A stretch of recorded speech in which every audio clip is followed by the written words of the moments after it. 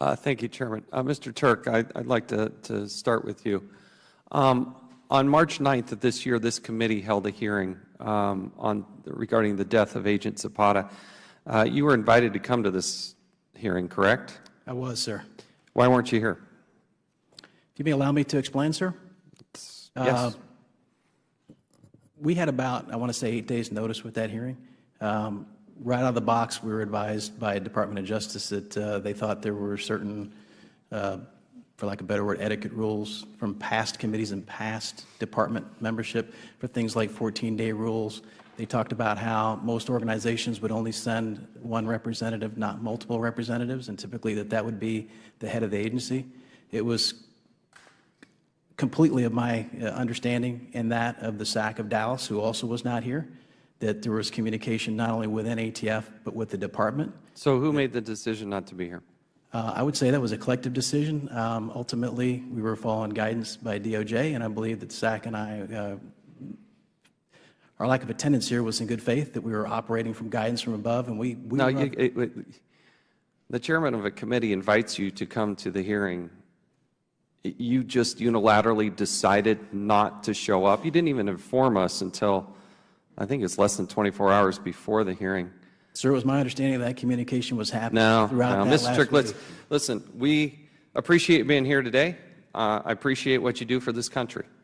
But attending a congressional hearing is not an optional activity.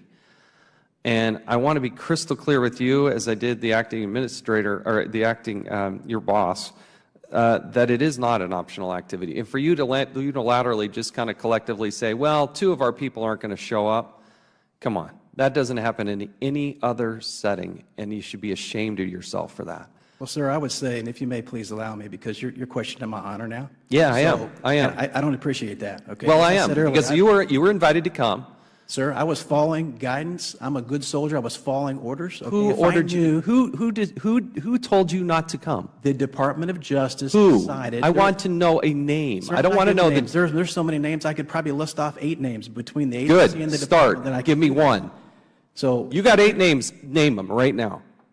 Who all was this discussed with? Yes. Who told you not to come? Start naming them. Sir, are you suggesting that I shouldn't follow guidance from the Department of Justice? I want to know who's giving you that guidance. Sir, I don't understand how this gets to this point. You told me there were at least 8 and that you could name more. So give me one, and then we'll start with number 2. Sure. Mr. Raymer, he's the head of the Office of Legislative Affairs. Keep going. Correct? Number 2. There's several individuals that work in that shop. Correct? I believe one of them's name is Jill Tyson. Keep going. There are a couple other Number individuals. 3. I don't recall their names. Number 3. I don't recall his name, but there was another one involved. I know that Zach Terwilliger from the ODAG's office, there was conversations with him as well. Who else? Number 4. I believe this information was briefed to the Deputy Attorney General. From ATF, there was discussions with Director Brandon and every one of our assistants. Number 5. Name number 5. Joe Allen. He's our Chief of Staff. Number 6. Right now I'm having a memory block, sir, but you'll give me 6, 7, and 8?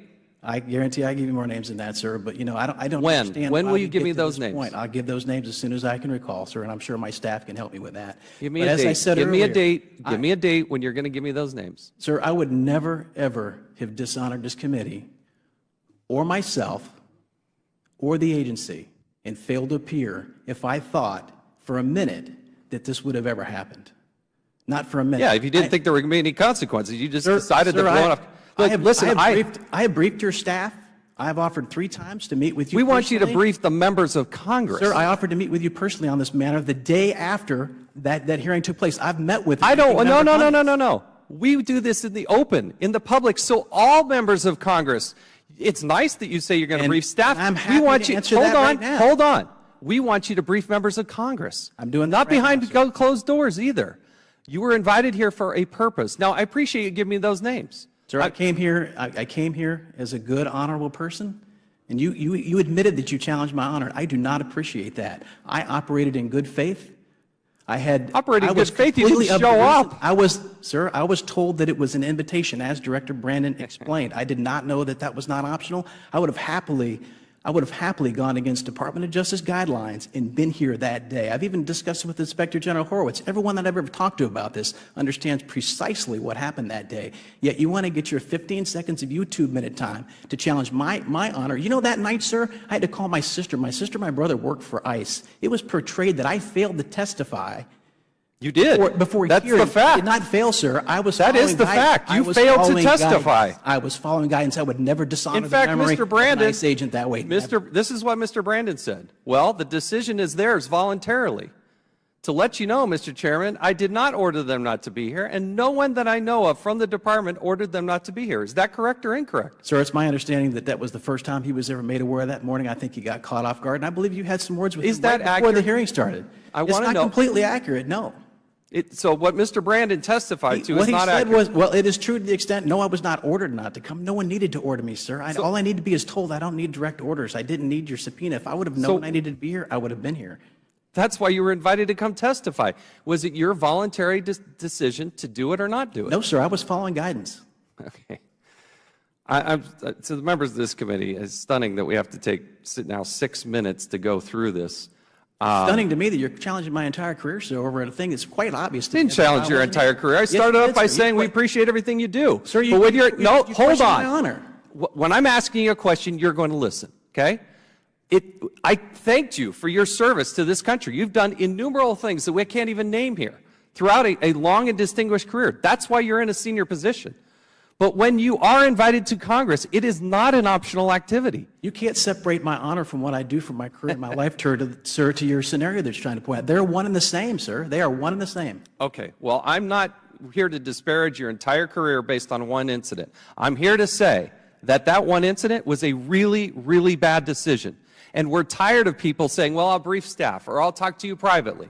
When we're trying to do it in the open light of day, we have very valuable time and lots of important things to deal with here. That's why when you are invited to Congress, you're expected to show up. Now, if I have to issue you subpoenas to do so, then we will do that. And we appreciate you being here today. But we shouldn't have to go through that. I shouldn't have to go to the U.S. Marshals to go deliver you a thing. And for you to suggest that as the chairman of the committee, I'm just here to get a YouTube moment, are you kidding me? Sir, I can assure you in the future. You don't think that the value that we're trying to do on these cases is of value to the American people? When you hide information, you don't provide it to the United States Congress, you're having massive problems, and we can't get the answers to the questions that we have. There's a reason why I do have to issue subpoenas, and these two agencies, DEA and ATF, I love the men and women who do this, but the management, I got a serious problem with. That's why you're getting a gentleman's C from the Inspector General. That's why we're doing these types of hearings, is because you do need to be held accountable. And when you're invited to Congress, you don't sit around and have a group and say, well, it's probably in our best interest not to show up. We act in the best interest of the American people, and you don't respect that. That's why you didn't show up. Sir, I do respect that tremendously, and I can assure you that in the future, regardless of what guidance I'm given from the Department of Justice, I will be very responsive to this committee. I can guarantee you that. And we understand each other. Or whether it's records. Oh, yes, sir. I absolutely value the role of oversight. It's critical. We have to be accountable to the American people, sir. I never intended for this to be a personal issue. This is business. Unfortunately, it became a personal issue. Hey, I'm here. I will be held accountable for ATF. I'm the second in command of ATF, even though I'm acting. I'm happy to be accountable agency for anything that happens. You all need something out of this committee, you name it, you got it. We'll see. Yield back.